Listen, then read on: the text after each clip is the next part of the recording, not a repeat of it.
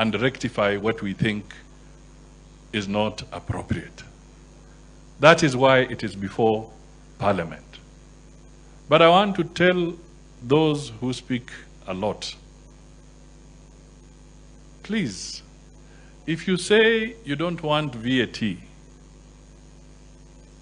and the government was targeting to raise maybe 60 billion or 70 billion from VAT to deal with roads, to deal with medicine, to deal with education, then tell us,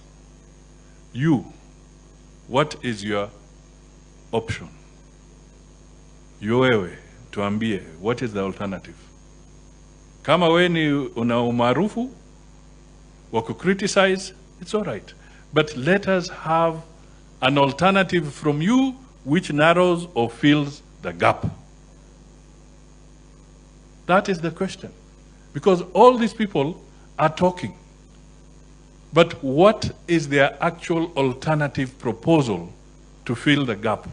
Because we have a very huge deficit. I want to tell you the truth. They have no alternative.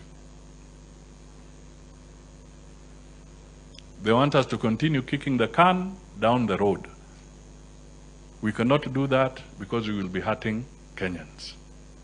Juzi, Prime Minister wa Singapore alikuwa hapa